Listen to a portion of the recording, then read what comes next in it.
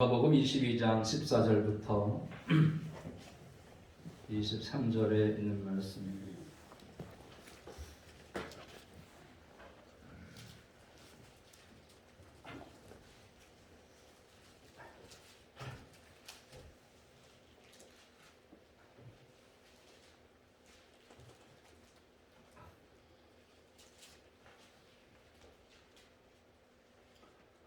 (2021년도 10월 31일) 주일에 은혜 받을 말씀은 누가복음 22장 14절부터 23절에 있는 말씀입니다. 봉독해 드립니다. 때가 이르매 예수께서 사도들과 함께 앉으사 이르시되 내가 고난을 받기 전에 너희와 함께 이 유월절 먹기를 원하였노라. 내가 너희에게 이르노니 이 유월절이 하나님의 나라에서 이르기까지 다시 먹지 아니하리라 하시고 이에 잔을 받으사 감사기도 하시고 이르시되 이것을 갖다가 너희끼리 나누라. 내가 너희에게 이르노니 내가 이제부터 하나님의 나라가 임할 때까지 포도나무에서 난 것을 다시 마시지 아니하리라 하시고 또 떡을 가져 감사기도 하시고 떼어 그들에게 주시며 이르시되 이것은 너희를 위하여 주는 내 몸이라. 너희가 이를 행하여 나를 기념하라 하시고 저녁 먹은 후 잔도 그와 같이 하여 이르시되 이 잔은 내 피로 세우는 새 언약이니 곧 너희를 위하여 붓는 것이라. 그러나 보라, 나를 파는 자의 손이 나와 함께 상회에 있도다. 인자는 이미 작정된 대로 가거니와 그를 파는 그 사람에게는 화가 있으리로다 하시니 그들이 서로 묻되 우리 중에서 이 일을 행할 자가 누구일까 하더라. 아멘. 따라합시다. 먼저 감사하시는 예수 그리스도. 먼저 감사하시는 예수 그리스도. 먼저 감사하시는 예수 그리스도. 먼저 감사하시는 예수 그리스도. 인사하고 말씀 나누겠습니다.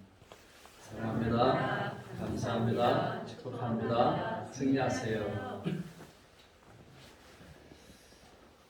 우리가 미래의 시간을 나눌 때에 단기, 중기, 장기 이렇게 구분을 합니다. 어떤 일을 계획할 때 하는 얘기죠. 되게 대중들, 우리 사람들은요, 단기적인 계획을 좋아합니다. 당장 나에게 이익이 되는 거, 당장 내게 도움이 되는 거, 이런 것들을 요구하지. 그러나 정치가들은 장기적으로 계획을 거창하게 세워서 50년 후, 100년 밖에 장기 미래를 이야기하면서 국민들을 현혹합니다. 그런데 이 정치에서 가장 의미 있는 시간은 뭐냐? 바로 중기입니다. 중기. 20년 내지 30년, 그 중기 말입니다. 정책에 씨앗을 뿌리고 싹이 트고 이제 열매 맺기를 기다리는 그런 시간은 지루하지만 요 중기의 시간이 있어야 이제 우리에게 이로움이 있고 우리에게 가장 도움이 되는 그런 것입니다. 이 중기를 잘 계획한 분이 바로 이분입니다. 나는 보통 사람입니다 라고 했던 노태우 대통령께서 서거하셨습니다. 물론 여러분이 기억하는 과오는 분명히 있습니다. 12.12 쿠데타 주모자정 하나였고 5.18 광주 사태에 군부 지휘부 가운데 하나였습니다. 또 막대한 비자금이 있어서 이제 2,600 몇십억을 다 냈다 그러죠. 뉴스에 보면 이런 과오가 있죠. 그러나 저희 부족했던 점과 이 과오에 대해서 깊은 용서를 바랍니다. 그런 이제 고백을 했고 그것을 실천하기 위해서 그 아들이 이제 광주에 가서 무릎을 꿇고 사과하는 그런 일들도 우리가 뉴스에서 본 적이 있습니다. 여러분, 그런데 이분이 이제 무슨 일을 했느냐? 박정희 대통령 이후로 노태우 대통령만큼 이 후대 국가의 방향과 국민 생활을 바꿔놓은 그런 대통령은 없습니다. 새마을운동이 경제개발 5개월 계획을 통해서 나라를 바꿔놓았다면 이 노 대통령은 이 국민 생활에 필요한 정책들과 또 외교정책 그리고 북한에 대한 정책을 강화를 해가지고 나라를 아주 든든하게 바꿔놓은 그런 분이십니다. 그 정책을 보면 우선 국민연금이 있습니다. 국민연금이 이분 때 했습니다. 국민연금. 저도 좀 타고 있거든요. 국민연금을 타고 있는데 물론 붙는 거에 따라서 하지만 그러나 국민이 가장 기초적으로 이제 살 수 있는 그런 금액을 제공하는 그런 국민연금을 만들었고요. 또 이 건강보험이 이분이 만들었습니다. 우리가 유진이하고 선근연 할 때 있잖아요. 이 친구들은 4만 원짜리예요. 병원을 있잖아요. 병원 가면 너무 비싸가지고 어디 갔냐? 그때 모자보건소에 있었습니다. 모자 보건소 하니까 4만 원이요. 이분은 또 아침에 일어났다고 해가지고 더 미천에 더 냈나 덜 냈나 그랬어요. 의료보험이 없으니까 그랬어요. 근데 저분이 의료보험을 건강보험을 만들어서 누구나 다 같이 가서 이제 할 수 있고, 지금은 옛날에는 그저 암 때문에 여러분 암보험 들었잖아요. 4천만 5천 암보험 들었잖아요. 근데 지금은 암에 걸리면 오히려 더 5% 10%밖에 안 돼요. 중환병에 걸리면 돈을 덜 내는 그런 의료보험 제도를 만들어 놓은 분이 이분이고요. 또 고속전철, 일일 생활권이라고 고속전철을 만든 분이 이분이고요. 인천공항, 그 반대를 무릅쓰고 인천공항을 만들어서 세계 허브공항을 만든 분이 바로 이분입니다. 또 이제 미친 집값이라고 그러죠. 그 집값을 잡을 수 있는 그런 아주 좋은 사례를 보내준 게 뭐냐면 분당 일산 신도시 건설입니다. 이렇게 이분은 10년, 20년, 30년 후에 이 국민 생활을 바꾼, 즉 중기의 계획을 가지고 이렇게 해서 지금 우리가 그걸 다 느끼고 있잖아요. 다 혜택 받고 있잖아요. 여러분 혜택 안 받으시나요? 다 받고 있죠. 국민연금, 의료보험, 뭐 공항, 뭐 다 일산, 뭐 신도시 다 살고 계신 분들 다 그렇습니다. 여러분 외교, 대북 정책, 여러분 소련, 중국과 외교 관계를 했어요. 그리고 남북한 동시유엔 가입도 이루었습니다. 그리고 남북 기본 합의서, 한반도 비핵화 공동선언, 이 김정은이가 한 번도 찍지도 않으면서 뭔 일만 있으면 우리나라에서 뭐만 하면 이것까지 나와가지고 너네 이거 얘기했는데 왜 안 지키냐고. 지네는 하나도 안 지키면서 우리한테 내놓는 게 바로 이 남북 기본 합의서, 한반도 비핵화 공동선언입니다. 이렇게 훌륭한 분이 이제 물론 과오가 있습니다만, 여러분들도 과오를 따라서 평가가 달라지겠습니다만, 제 마음속에는 그래도 우리의 국민 생활을 바꿔놓은 참 좋은 대통령 아니었나? 5.18만 아니었으면 참 훌륭한 대통령이라고 생각하는데, 여러분 이런 데에 대해서 한번 감사하는 마음을 갖고 또 애도하는 마음을 가졌으면 참 좋겠습니다. 여러분 왜냐하면 우리 인간들은요 정도의 차이가 있습니다만은 자기 뜻을 관철하려고 하는 게 지배요, 권력욕에 대한 의지, 또 우월감에 대한 열망이 누구에게나 다 있습니다. 그런데 이 지배욕에 중독되게 되면은 그 인간의 특징 중에 하나가 뭐냐? 이 감사가 없어집니다. 감사. 어떤 조건이 주어진지 간에 감사하지 않는 거예요. 대통령이 4년을 통치하든 8년을 통치하든 종신을 통치하든 간에 이런 지배욕에 중독되면 감사하지 않는 거예요. 우리도 그렇잖아요. 내 뜻이 이루어지면 감사하고 이루어지지 않으면 불평하고 원망하고, 이게 인간의 마음 아니겠습니까? 근데 여러분 오늘 제가 말씀드리려고 하는 우리 예수님은 이 땅의 모든 권세를 다 가지시고 만왕의 왕으로 오신 예수께서 항상 감사를 하셨다는 것입니다.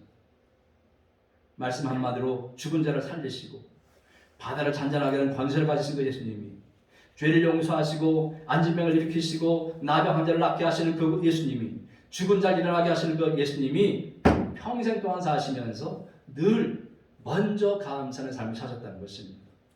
자, 그러면 예수님은 어떤 경우에 이렇게 먼저 감사했을까요?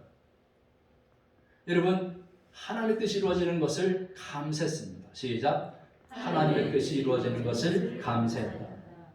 여러분 오늘 17절 말씀 보시면 이에 잔을 받으사 감사하기도 하시고 이르시되 이것을 갖다가 너희끼리 나누라 그랬습니다. 잔을 받으시고 무엇했냐? 감사하기도 했습니다. 이 잔이 뭐냐? 이 잔은 내 피로 세우는 새 언약이니 그랬습니다. 주님이 제자들에게 잔의 의미를 설명해 주시는데 이 잔은 내 피로 세우는 새 언약이다. 여러분 언약 중에 가장 강한 언약, 가장 중요한 언약이 뭐냐면 피로 맺은 언약이에요. 피로 맺은 언약. 그냥 손끝에 그냥 피내가지고 지장 찍고 이런 언약이 아닙니다. 피로 맺은 언약은 뭐냐면 짐승을 잡아서 둘로 쪼개는 거예요. 반을 쫙 갈라 둘로 쪼개. 그걸 양쪽에 놓고 그 사이를 지나가는 거예요. 그러면 약속을 어기면, 언약을 어기면 어떻게 된다는 거예요? 뭐 처럼 된다는 거예요? 뭐 처럼 돼?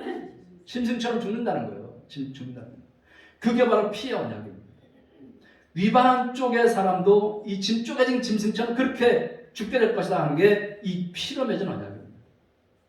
그런데 지금 예수님은 십자가를 앞에 두고 제자들과 피로 맺은 언약을 맺고 있는 것입니다. 자기 몸을 상징하는 그 떡을 쪼갠 위에 또 피를 상징하는 포도주를 앞에 놓고 지금 언약을 맺고 있는 것입니다. 그래서 예수님은 이 언약을 통해서 자신의 피를 쏟을 것을 말씀하십니다. 그래서 너희를 위하여 붓는 것이라 했습니다. 붓는 것은 한 방울 한 방울 떨어지는 게 아니잖아요. 그죠? 붓다는 말은 에킨노메논이라는 말인데 피를 흘리다, 피를 쏟다는 뜻이에요. 조금 흘리는 것이 아니라 쏟아 붓는 거예요. 여러분, 예수님은요, 이렇게 우리와의 언약을 맺기 위해서 자신의 피를 아낌없이 쏟아 부으셨다는 거예요. 그 마지막 피 한 방울까지 남김없이 다 쏟으셨습니다. 왜? 예수께서 그 인류의 죽음과 죄인들을 해결하기 위해서 십자가를 지시면서 그 물과 피를 다 쏟으신 것입니다. 중요한 것은 뭐냐? 예수님이 그렇게 십자가에서 피 흘려 돌아가실 것을 다 아시고 계셨다는 것입니다. 여기서 피를 상징해서 이스라엘이 애굽 노예에서 해방돼 자유를 얻을 것을 기념을 지키는 유월절 만찬 때에 그것도 제들과 함께 하시면서 약속을 하신 것입니다. 그리고 이 잔이 너를 위한 내 피라고 말씀하시면서 감사기도 하시는 것입니다. 여러분 19절에 보면은 또 떡을 가져 감사기도 하시고 있습니다. 주님은 준비된 떡 한 덩이를 가지고 또 먼저 감사기도 하셨습니다. 그리고 그 떡을 떼어 제자들에게 주시면서 말씀하시기를 이것은 너를 위하여 주는 내 몸이라 너가 이를 행하여 나를 기념하라 했습니다. 이 떡이 뭐예요? 너를 위하여 주는 내 몸이라는 것입니다. 예수님의 몸. 예수께서는 이렇게 자신의 몸 전체를 유월절 어린 양으로서 온 인류의 희생물로 드린 것입니다. 예수님이 한 덩이 떡을 여러 사람에 나눈 것은 자기 몸을 여러 사람과 함께 나누는 것을 상징하고 있습니다. 그건 뭐냐? 예수님이 자신을 여러 사람을 위해서 희생한다는 의미와 동시에 그들과 함께 한다는 의미가 있습니다. 너희를 위해서 희생한다. 이것과 너희와 함께 한다. 이 의미가 있는 것입니다. 여러분, 예수께서 우리를 위해서 희생하신 것도 엄청난 일이지만 그러나 그분이 지금도 우리와 함께 한다는 것, 이게 더 큰 일이고 엄청난 일인 줄로 믿으시기 바랍니다. 그래서 주님이 우리와 함께 하심을 느낄 수 있도록 하기 위해서 어떻게 할 것을 가르쳤느냐? 나를 기념하라. 나를 기념하라. 여기 기념하라는 헬라어의 아남네시스라는 뜻인데 그냥 죽은 사람을 추모하는 것이 아닙니다. 저처럼 이렇게 노태우 대통령을 이렇게 그냥 추모하고 그냥 말 한마디 하고 끝나는 것이 아니라 예수님의 전체적인 삶과 희생을 생생하게 회상하는 거예요. 생생하게 회상하는. 여러분, 성만찬의 목적이 뭡니까? 이 성만찬의 목적은요, 예수님의 삶과 죽음을 기억해서 세상에 널리 전하는 데 있습니다. 즉, 선교에 있다는 거예요. 단순히 그냥 예수님이 돌아가셔서 슬프다, 눈물과 뺨을 짜내는 그런 것이 성만찬의 목적이 아니라 바로 그 목적은 복음의 증거에 있다는 것입니다. 또 하나의 목적은 뭐냐? 나를 값주고 사신 주님을 위해서 사는 것입니다. 아멘. 나를 값주고 사신 주님을 사는 것. 예수님은 유월절 어린 양으로 오셔서 십자가에서 인류의 죄와 죽음을 해결하기 위해서 고문당하시고 또 창을 맞으시고 가시면류관 쓰시고 물과 피를 다 쏟으셨지 않습니까? 그 십자가는 바로 죽음의 십자가, 죽음의 십자가, 고통의 십자가였고 모멸의 십자가, 수치의 십자가, 조롱의 십자가, 배신당하는 십자가, 자존심을 다 내려놓는 십자가, 불편의 십자가고 불쾌의 십자가였습니다. 그런데 예수님은 그 십자가를 지시는 것을 감사했다. 아멘. 감사했다.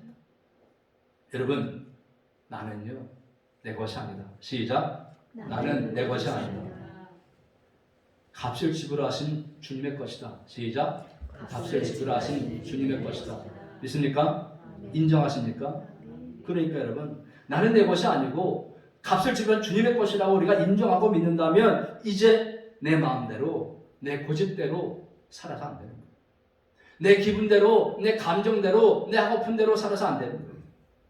나를 값주고 사신 그분의 뜻대로 살아야 되는 거예요. 주님이 우리에게 몸을 주셨으니 이젠 우리가 주님을 위해서 몸을 드려야 할 차례인 것입니다. 이걸 뭐라 그래요? 뭐라 그래요? 헌신이거든요. 헌신. 우리가 늘 주의 전에 나와서 몸으로 봉사하고 또 세상에 나가서 봉사하며 주의 이름을 나타내고 이게 다 뭐예요? 주님의 이름을 드러내는 헌신입니다. 헌신. 여러분, 우리에게 주어진 사업장에서 또 직장에서 우리가 진짜 열심히 일해서 또 저 예수 믿는 사람은 뭔가 다르다. 이것도 역시만 헌신 아니겠습니까? 여러분, 우리 사람은요, 참 감사하기가 쉽지 않습니다. 죽음 앞에서, 고통 앞에서, 모멸, 수치, 조롱, 배신, 불이익, 자존심 앞에서, 불평과 불쾌 앞에서 예수님 감사했지만 우리 인간들은 감사하기 쉽지 않습니다.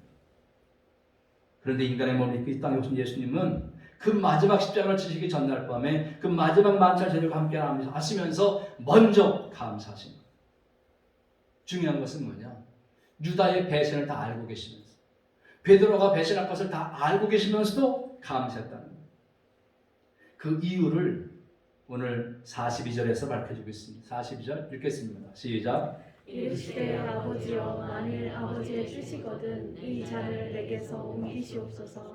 그러나 내 원대로 마시옵고 아버지의 원대로 되기를 원하나이다. 아멘.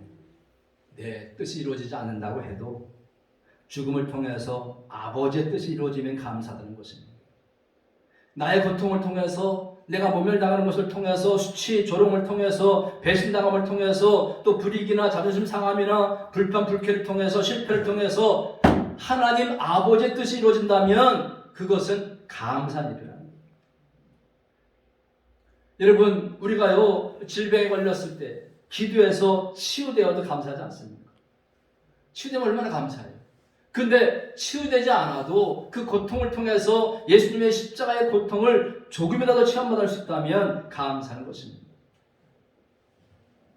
사업에 실패한다 해도 그 실패를 통해서 십자가에서 고통당시 예수님의 그 마음을 조금이라도 이해할 수 있다면 감사합니다. 저도 가끔 예수님의 그 찢어지는 고통을 체험할 때가 있는데, 제가 사실 발목에 연골이 거의 없습니다. 연골이 거의 없어가지고 의사 이유준 박사가 목사님 빨리 발목을 고정해야 됩니다. 콘크리트라고 해요. 콘크리트 해가지고 발목을 고정해야 안 아프다는 거예요. 지금 계속 아프실 텐데 얼마나 참고 있는지 내가 안 되면서 빨리 고정하라는 거예요. 근데 이 고정해야 덜 아픈데 그냥 참으실만 합니까? 예수님도 뭐 그냥 예수님 고통을 생각하면 좀 참고 있어야 되니, 그럼 참을 때까지 참아보시라는 거예요.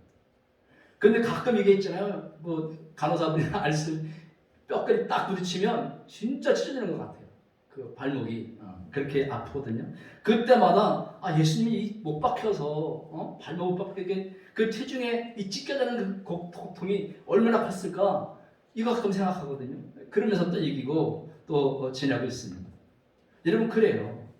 다 고침받고 다 고침받지 않는다 해도 예수님의 그 고통을 우리가 체험하고 느낄 수 있다면 그래도 감사한 거 아니겠습니까?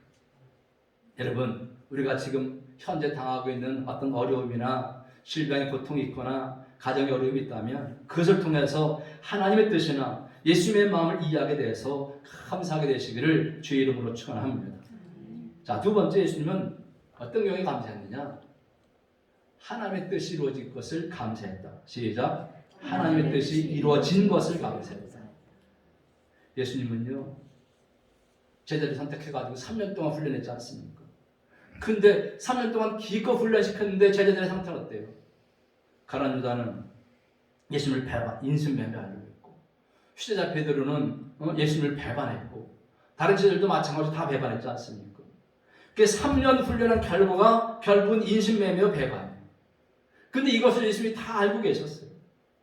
그럼에도 불구하고 예수님은 그들을 책망하거나 원망한 것이 아니라 오히려 마지막 만찬을 하면서 감사했다. 내 뜻이 이루어지지 않아도, 내가 3년 동안 훈련시켰으니까 이놈들이 아주 초매에 복음의 전사가 돼가지고 나가서 세상 확 뒤집어 놓는 그런 사람이 될 거야. 그런 뜻을 가지고 했겠지만 그 뜻이 이루어지지 않아도 하나님 뜻이 이루어지는 것을 인해서 감사했다는 것입니다. 그럼 보세요. 유다만 제외하고는 나중에 그 제자들은 모두 실패를 통해서 변화돼서 주의 복음을 전하는, 그래서 순교하는 자들 되지 않습니까? 예수님이 감사하는 내용이 복음서에 많이 기록되어 있지만 예수님이 어떤 경우에도 감사했다는 사실을 우리가 알 수 있는 내용입니다. 자, 그럼 예수님은 과연 어떤 일을 행하시기 전에 먼저 감사했다. 어떤 일 전에 먼저 감사했느냐? 첫 번째는요, 5,000명을 먹으실 때 먼저 감사했습니다. 여러분, 물고기 2마리와 보리떡 5개로 5,000명이 먹으신 기적이 있지 않습니까? 그 굶주린 백성들을, 그 많고 많은 그런 백성들 앞에 어린아이 도시락, 물고기 2마리, 보리떡 5개. 아주 난처한 상황이 있는 거 아니겠습니까? 아예 없다면 모르지만 이거 있는 것도 아니지 않습니까? 아주 난처한 상황이에요. 먹을 사람은 많고 먹을 것은 너무나 적은 상태입니다. 어린아이 도시락 1인분으로 장기 5,000명이 먹는다? 호명량은 가지겠습니까? 이때 예수께서 하노라.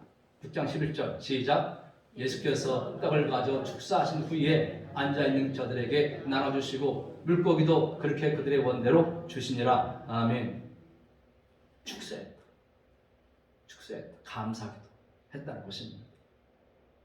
5,000명을 다 먹인 다음에 먹게 해주셔서 감사합니다 기도한 것이 아니라 그 초라한 음식을 두고 먼저 감사했다는 거예요. 그리고 예수님은 감사기도 하고 난 다음 제자들에게 나눠줘라 그 명령했다는 것입니다. 그 결과 어떻게 됐습니까? 결과 13절에 보면 이에 거두니 보리떡 5개로 먹고 남은 조각이 12바구니에 찼더라. 아멘. 있는 것으로 감사하며 미래는 감사 열매가 풍성을 맺히는 것을 믿으시기 바랍니다. 그 먼저 감사가 바로 기적의 출발점이었던 거예요.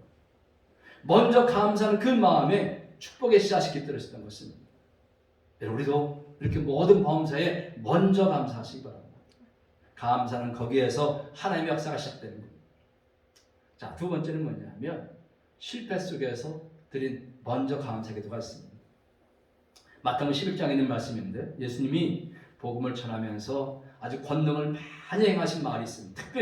특별히 관심 가지고 특별히 말씀을 전하신 그런 곳이 3곳이 있는데 고라신, 벳세다, 가버나움입니다. 예수님이 가장 애를 쓰면서 복음 전도했습니다. 그런데 결과는 뭐냐? 그들은 예수를 영접하지 않고요, 배척했습니다. 그렇게 정성을 들여서 많이 전도했는데 불구하고 말들이 회개하지 않고 하나님 믿지도 않았습니다. 그러니 여러분 예수께서 얼마나 실망하고 좌절했겠습니까? 그야말로 실패 쓴 자는 많은 거예요. 그냥 초라함만 남은 거죠. 복음을 열심히 전했지만 남은 것은 수모와 멸시만 남은 거예요. 예수께서 뭐라고 말하냐면 21절에 화잇을 진저 고라시나 화잇을 진저 벳세다야 너에게서 행한 모든 권능을 두로와 시돈에서 행하였다면 저희가 벌써 베옷을 입고 제 앉아 회개했으리라 했습니다. 이게 뭐냐? 예수님의 한탄, 탄식이요. 실패 쓴맛을 본 예수님의 말씀입니다. 그 수구에 비해서 얼마가 너무 초라해가지고 야 내가 니네한테 드릴 정성을 갖다가 두로와 시돈에서 정성을 드렸다면 걔네는 벌써 다 뒤져봐져가지고 다 날 믿을 거야. 그렇게 말씀합니다. 근데 이때 예수께서 하나님께 감사기도 드리는 것을 보게 됩니다. 무엇을 감사하느냐? 25절 시작. 그때에 예수께서 대답하여 이르시되 천지의 주제이신 아버지여 이것을 지혜롭고 슬기는 자들에게는 숨기시고 어린아이들에게는 나타내심을 감사하나이다. 여기에 지혜롭고 슬기로운 자들은 누구냐? 바리새인과 서기관들입니다. 많이 배운 사람들, 많이 가진 사람들, 여론 주도자들 이런 겁니다. 그들은요 자신들이 가르치는 것이 옳다고 하고 자신들의 견해로 예수님을 판단하고 결국은 믿지 않는 거예요. 이게 벳세다 고라신 그곳에 많은 사람이 있었다는 것입니다. 그런데 중요한 것은 뭐냐? 기대하지 않았던 사람들이 믿는 거예요. 기대하지 않았던 사람들. 25절에 보면 어린아이들에게는 나타내심을 감사하다 했습니다. 여기 어린아이들은 실제로 어린아이가 아니라 제자들과처럼 아주 순박한 사람들만 순박한 사람들. 똑똑한 사람들이 아니고 많이 가지고 많이 배운 사람이 아니고 그냥 평범하고 순박한 그런 사람들이 예수님의 전도를 받아들였다. 그래서 하나님 나라가 소리 없이 확장되고 있다는 거예요. 그래서 고라신, 벳세다, 가버나움에서 아주 철저하게 실패 쓴맛을 봤지만 그러나 그 중에서도 순박한 사람들은 이 복음을 받아들였다는 것이죠. 그래서 그게 슬며시 슬금슬금 다 복음이 전파된 거예요. 쉽게 얘기하면 작은 성공. 시작. 작은 성공. 큰 성공을 이루면 좋겠지만 그 큰 성공은 안 됐지만 그러나 작은 성공이 이룬 거예요. 여러분 그래서 그 성공이 여러 마을에서 실패에 비하면 비록 작은 것이라 할지라도 26절에 보면 올소이다. 이렇게 된 것이 아버지의 뜻입니다. 그래서 감사했다. 그러니까 예수님은 자기 생각대로 이렇게 좀 잘 배우고 똑똑하고 그런 분들이 공부 많이 하는 사람들이 좀 확 뒤집어져가고 세상을 바꾸고 그걸 원했던 것 같습니다. 근데 그게 아니고 순박한 사람들, 그저 못 배우고 평범한 사람들이 슬금슬금 예수 믿는 것을 보고는 그 작은 성공을 가지고 이게 아버지 뜻이었구나. 그걸 깨닫고는 올소이다. 이렇게 된 것이 아버지 뜻이니다라고 감사합니다. 그걸 받아들였다. 내 뜻대로 되지 않아도 하나님 뜻이 이루어진 것을 보고 감사했다는 것입니다. 여러분, 우리에게도요, 우리가 생각한 대로 안 될 때가 많습니다. 큰 실패가 있을 수도 있습니다. 그러나 그 큰 실패 가운데에도 작은 성공이 있다는 것을 여러분 믿으시기 바랍니다. 그 작은 성공 속에서 하나님의 역사를 보고 기뻐하는 감사의 사람 되시기를 주의 이름으로 축원드립니다. 자, 세 번째는 뭐냐면 우리가 잘 아는 나사로의 무덤 앞에서 감사하게 됩니다. 그 예수님의 사랑하는 친구 나사로가 죽었지 않습니까? 이미 나사로는 죽으니 나흘이나 돼서 냄새났습니다. 사람들은 다 끝났다. 그렇지 않습니까? 그야말로 미래가 절망적이었습니다. 육신의 병의 결과인 죽음을 인해서 모든 게 끝나버린 상태입니다. 그때 예수님은 말씀하십니다. 돌을 옮겨놔라. 그리고 말씀하시면서 감사하기도 하시는데 뭐라고? 11장 41절에 돌을 옮겨놓으니 예수께서 눈을 들어 우러러보시고 이르시되 아버지여 내 말을 들으신 것을 감사하나이다 했습니다. 아직 나사로를 살리기도 전인데 예수님은 내 말을 들으신 것을 감사하다 이렇게 말했습니다. 기도가 아직 이루어지기 전이지만 이루어질 일도 믿고 감사합니다.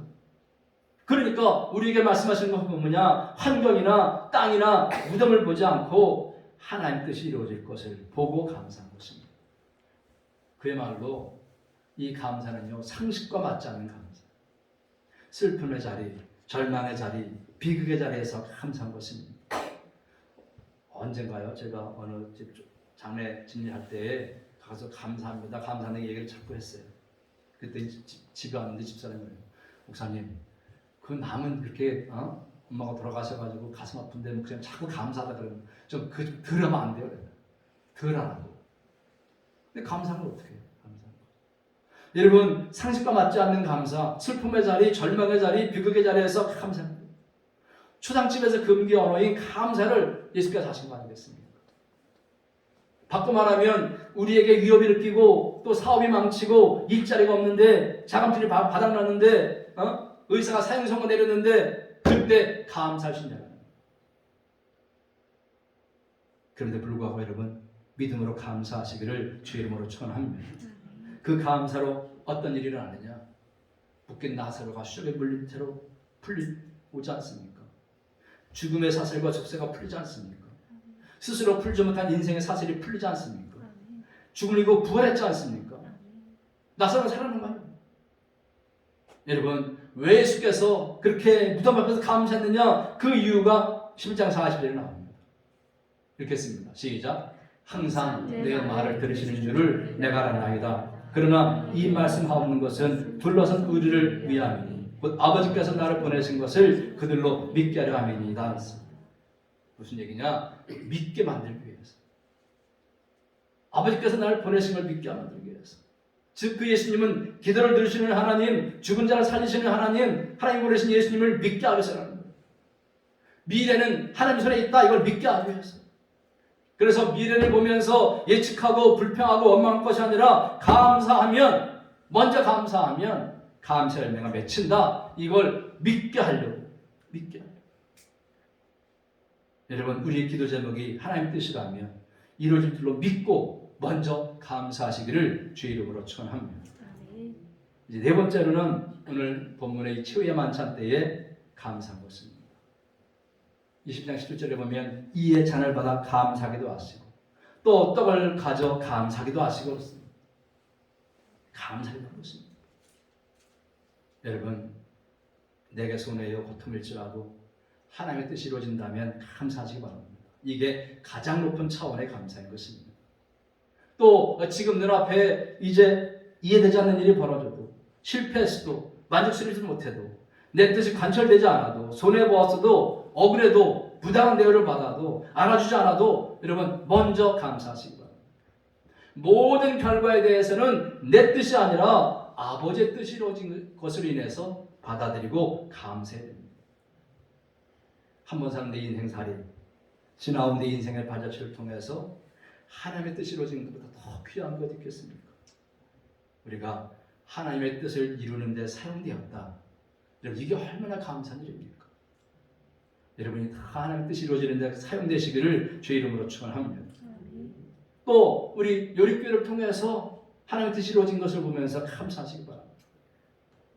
과학의 결과가 실패일지라도, 인정받는 일 아닐지라도, 볼품없고 초라한 성적일지라도, 질병일지라도, 죄악과 수치일지라도, 우울함과 두려움일지라도 우리는 먼저 감사해야 됩니다. 되어진 일, 지나온 과거는요, 내가 원한다고 된 것도 아니고 내 능력이 이루어진 일도 아닙니다. 어떤 결과가 이루어졌든지 간에 다 하나님의 뜻이 이루어진 것으로 믿고 보고 감사하시기를 주의 이름으로 축원드립니다. 아멘. 여러분, 우리가요 어떤 일의 결과를 보고 자꾸 불평하고 원망하고 좌절하고 실망할 것이 아니라 일어난 결과는 그저 감사거리를 찾아야 돼요. 감사.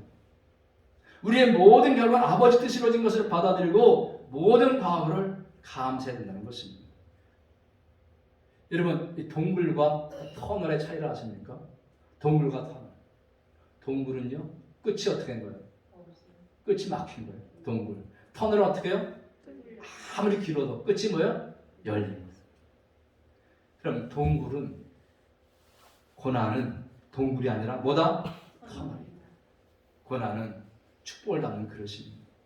우리가 지난 과거를 보면서 내 뜻대로 되지 않았다고 불평하고 원망하지 말고 남아있는 것을 보면서 주님 주신 은혜를 보면서 그걸 먼저 감사하시기를 주의 이름으로 축원합니다. 세 번째는 뭐냐? 하나님의 뜻이 이루어질 것을 감사했다. 시작. 하나님의 뜻이 이루어질 것을 감사했다. 여러분, 제자들의 행위를 통해서 미래에 이루어질 일을 보면서 감사한 것입니다. 지금 감사하면서 성찬식을 하는데 유다가 예수님 인신매매할 것을 알고 있었습니다.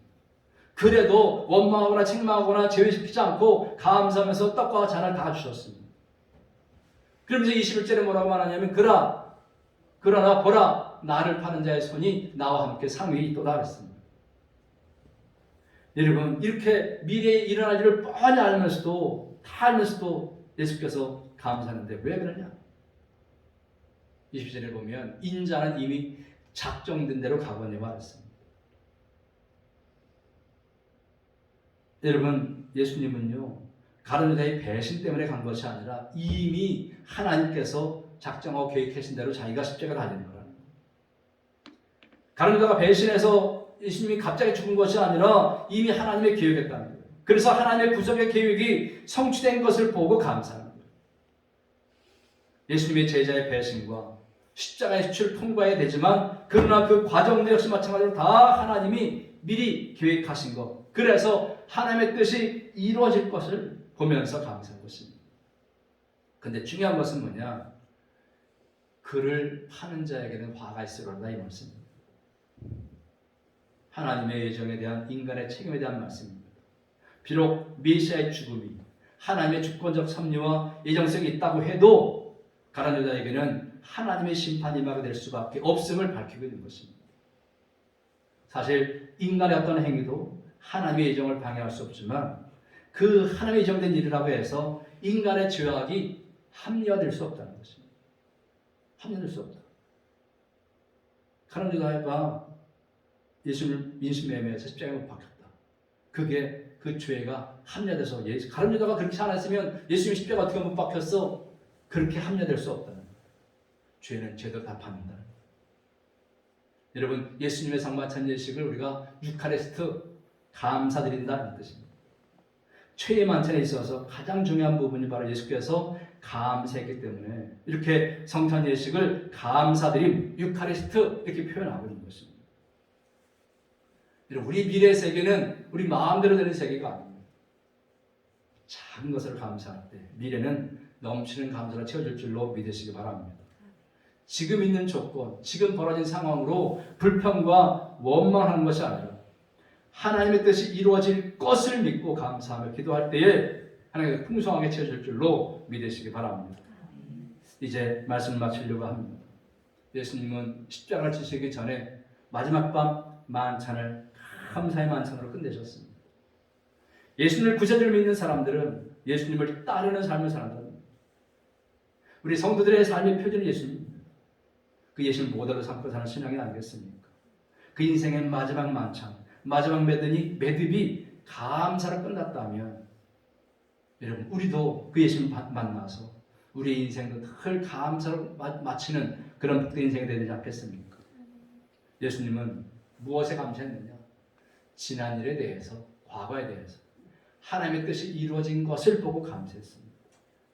또 지금 이루어지는 일, 현재에 대해서 하나님의 뜻이 이루어지고 있는 것을 보고 감사했고요. 그리고 다가올 미래에 대해서 하나님의 뜻이 이루어질 것을 믿고 감사했습니다. 우리도 마찬가지로 어떤 경우든지 하나님이 나를 통해서 하나님의 뜻이 이루어진 것으로 또 하나님의 뜻이 이루어지고 있다는 것으로 하나님의 뜻이 우리를 통해서 이루어질 것으로 믿고 여러분 감사하며 살아가시기를 먼저 감사하며 기도하며 사시기를 주의 이름으로 축원합니다. 아멘. 기도하겠습니다. 사랑 은혜가 충만하신 하나님 아버지 은혜와 사랑을 진실로 감사드립니다. 참 좋으신 아버지 하나님께서 오늘도 우리를 통해 우리를 성도를 이끄시고 또 말씀 중에서 진리를 깨닫게 하심에 감사드립니다. 이 땅의 모든 것을 가지시고 만행하는 예수님이 말씀 한마디로 죽은 자를 살리시고 바다를 단식하시는 그 예수님이 항상 감사하며 사는 사실을 깨닫게 하심에 감사드립니다. 예수님은 내 뜻이 이루어지지 않아도 하나님 뜻이 이루어지는 것을 감사했습니다. 내 뜻이 이루어지지 않아도 하나님 뜻이 이루어지는 것을 감사했고요. 내 뜻이 이루어지지 않아도 이제 늘 하나님 뜻이 이루어질 것을 감사했습니다. 가룟유다의 배신을 알았고 제자들의 배신을 알았지만 그럼에도 불구하고 언제나 감사하셨습니다. 아버지 하나님, 우리 예수님을 구주로 믿는 사람들이고 예수를 따르는 사람들입니다. 우리의 삶의 모든 표정은 예수님을 고백합니다. 예수님처럼 우리도 늘 감사하는 삶을 살아가도록 축복하시고 인도해 주시옵소서. 예수님 이름으로 감사하며 간절히 기도드리옵나이다.